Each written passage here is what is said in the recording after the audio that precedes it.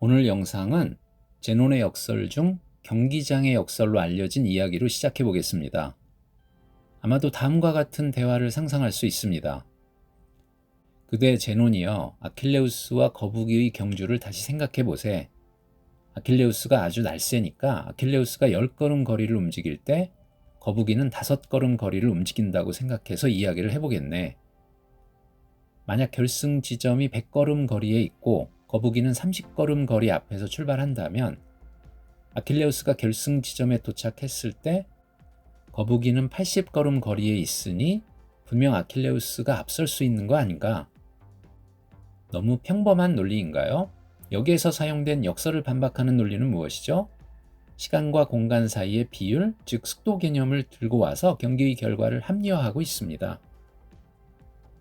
제논의 논리는 당연한 듯한 일상의 상황을 가져와 딱히 반박하기 힘든 논점을 제시하고 있다는 것에 그 신박함이 있습니다. 그렇습니다. 제논은 과정을 문제 삼고 있습니다.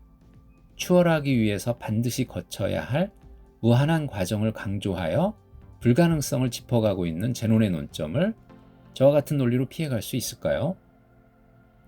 아마도 경기장의 역설은 이러한 반박을 다시 논파하기 위해서 제시된 것이 아닌가 싶네요. 한마디로 당신은 빠르기, 즉 공간과 시간 사이의 비율을 이야기하지만 그 비율 자체가 무의미하다는 주장입니다. 같은 체격을 가진 여럿의 경기자들이 두 줄로 늘어서 있다. 각 줄은 같은 수의 경기자로 구성되어 있고 반대 방향으로 동일한 속도로 진행하면서 경주로에서 서로를 지나가는데 한 줄의 경기자들은 경주로의 끝점과 중간 지점 사이의 공간을 차지한 상태에서 달리기 시작하고 다른 줄의 경기자들은 경주로의 중간 지점과 시작점 사이의 공간을 차지한 상태에서 시작한다.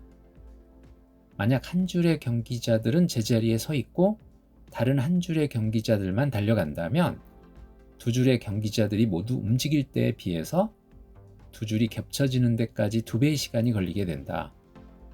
그러면서 제논은 이야기합니다. 같은 속도일 때 같은 거리는 동일한 시간에 관통되어져야 한다. 그러나 움직이는 물체가 동일한 속도로 정반대로 운동한다면 정지한 것에 비해서 2배 빠르게 된다. 이래서 운동의 법칙은 사실에 반한다.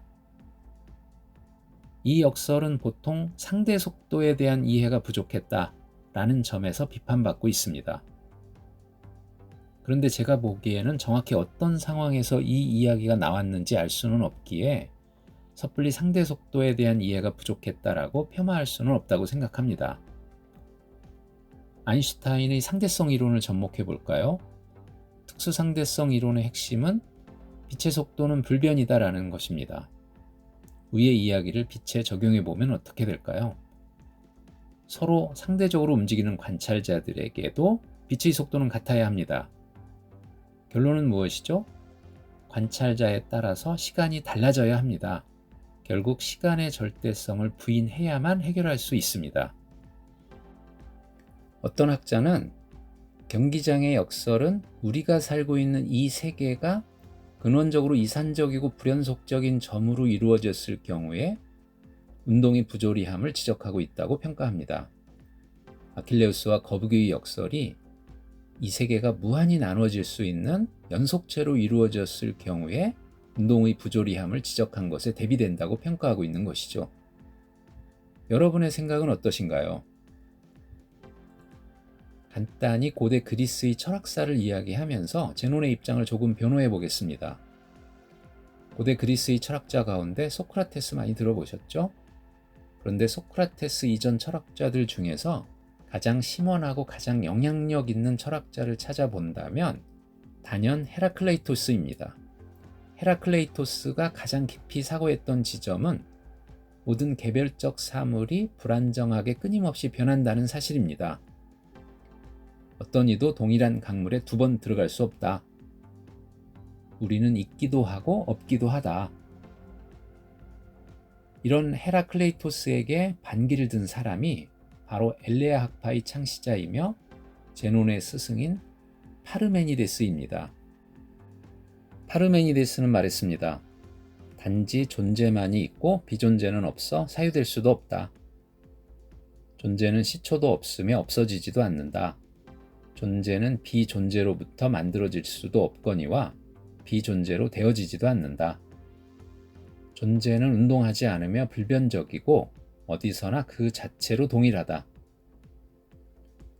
스승 파르메니데스의 총애를 한몸에 받은 제자 제노는 세계에 대한 상식적인 견해를 날카롭게 반박함으로써 스승의 입장을 적극적으로 변호하려 하였습니다.